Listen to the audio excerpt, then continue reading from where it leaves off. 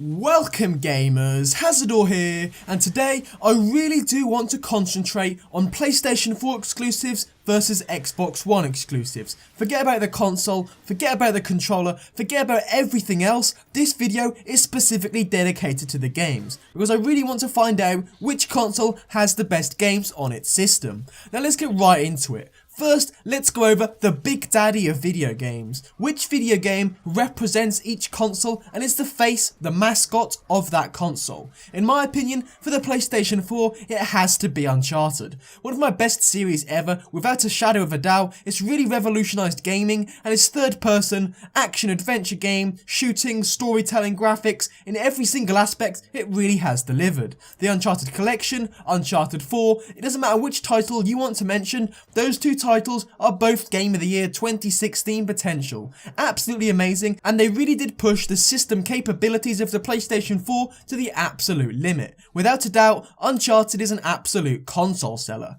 Moving on to the Xbox One, without a doubt I think the face of Xbox has to be Halo. Especially with games like Halo 2 and stuff like that, they really did revolutionize the multiplayer aspect of gaming, but nowadays Halo has really fallen from grace, kind of like Call of Duty. It's still a very good series, don't get me wrong at all. It's definitely not one of my favourite series ever, but I can definitely appreciate it for what it is. And what it is a very good multiplayer experience with a very in-depth story that millions have loved, and it's got a very cult following. But again, it is worth noting that I think the Halo series is kind of going downhill. I mean, a lot of fans would agree with me. Even veterans to the series, hardcore fans would agree that Halo has been going downhill since like Halo 3-ish time. The first two games were absolutely amazing, but since then, they've not been bad, no doubt about that. They've been good, but they've just not lived up to the expectations of the first two. So I think in this specific battle the PlayStation 4 does have to win. The Uncharted series is a better reason to buy the PS4 than the Halo series is to buy the Xbox One. Now the next aspect I'd like to cover are games that aren't sort of massive titles, but they're definitely up there with some of the best games on the system. They're not the big daddy or the mascot of their console, but they're definitely one of the reasons why you should buy each specific console. Again, let's go over the PS4 ones first. We have Blood-Borne. Without a doubt, if you like the Dark Souls series, you need this game. One of my top 5 games of all time. It's so immersive, and there's no doubt about it,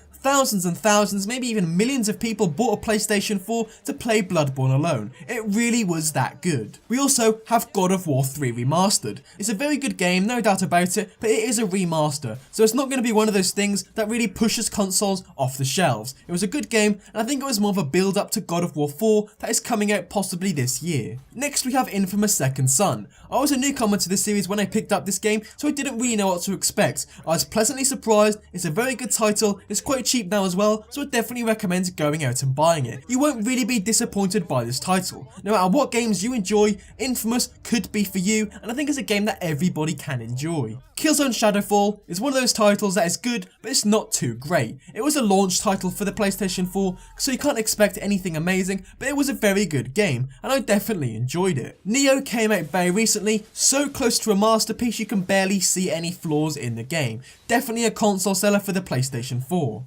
Then we have Horizon Zero Dawn, without a doubt one of the best games of 2017, and it's just again another reason why the PS4 exclusives are better than Xbox One, so far anyway. And then we come up to a game that's called The Last of Us. If you've not played this game, what on earth are you doing as well? One of the best storytelling games I've ever played, and it's probably in my top 5 games of all time as well. The Last of Us is definitely another console seller for the PlayStation 4. Now moving on to big titles on the Xbox One. Honestly, we do not have a lot. The first one is Dead Rising 4. It's a good game, it got sort of average reviews, but a lot of people who were veterans to the series, who loved the first game, who loved the second game, are saying that it's really moving away from its roots and it's not what it used to be. So the cult following, just like Halo, the games are kind of changing and they're not what they used to be. Next we have Gears of War. I can't really complain about this title because it honestly is one of my favourite, if not the favourite video game series of all time for me personally. It was the first game on Xbox 360 I actually played. I thoroughly enjoyed it. I've played every game, 1, 2, 3, Judgment, Gears of War 4, you name it, I've spammed the hell out of it. Horde, multiplayer story, I've loved it all, and Gears of War is possibly one of the best console sellers for the Xbox One,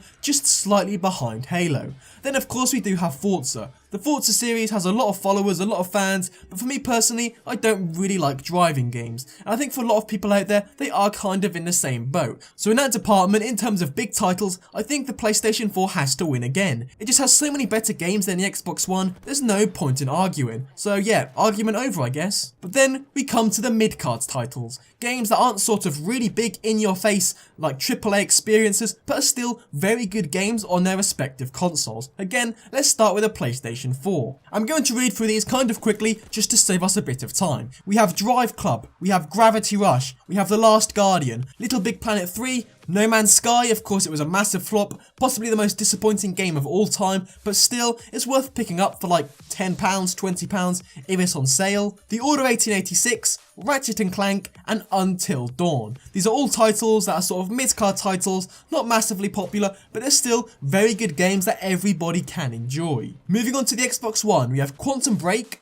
Recore, Sunset Overdrive, The First Titanfall, Plants vs Zombies, Rise, Son of Rome, which are all good games, don't get me wrong, they're not worth buying a console just to play them, but as I've said, these are mid-card games, you can pick them up if you already own a console, but there's one thing that Xbox One has that PlayStation doesn't, and that is backwards compatibility. In my opinion, that really does have to win this battle for Xbox One. The backwards compatibility on Xbox cannot be underestimated. It's not a console seller, but I mean a lot of people will really enjoy it. Games like Mass Effect, Call of Duty, like original Doom, Sonic, there's so much on the backwards compatibility list that you really can't get bored. PlayStation 4 does have a similar system, but it's nowhere near as good as the backwards compatibility system that the Xbox One has in place. So for that reason alone, the Xbox has to win that specific round. And finally, we have games that are coming out in 2017 or later. Before I even start, I'm just going to say that the PlayStation 4 just kills the Xbox One in this department. There are so many games coming out on the PS4 that are going to absolutely bomb. But of course there can be Xbox One games that have not been announced as of recording this video.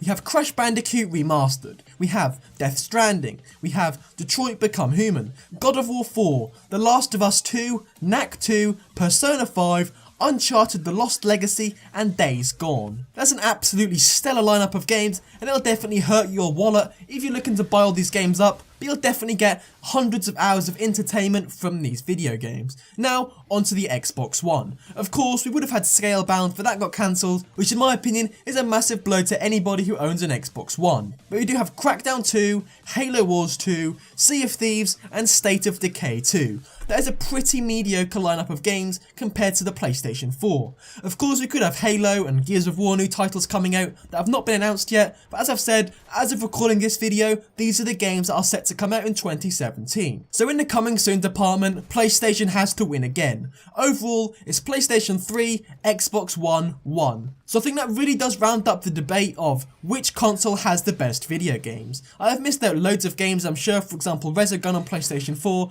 lots of little digital games and indie developers, they do add to the argument, but big games like Uncharted 4 really do have to take the concentration from this video. So overall, I don't think there is any debating that the PlayStation 4 does not have better games than the Xbox One. At the current recording of this video, and at the end of 2017, I'm pretty sure we'll be saying the same thing. Just to round up, I'd like to say that I do own both consoles. I got a PlayStation 4 the day when it came out, and I purchased an Xbox One the day Gears of War Ultimate Edition dropped. So I'm not a console fanboy whatsoever, I own both consoles, it's a bit of an unbiased opinion for you guys, but I think there's no doubt that the PlayStation 4 does have better games. But let me know your opinion. Which console do you own? Which games do you prefer? And just overall, let me know what you think. But anyway guys, thank you for watching. Like, comment and subscribe for more.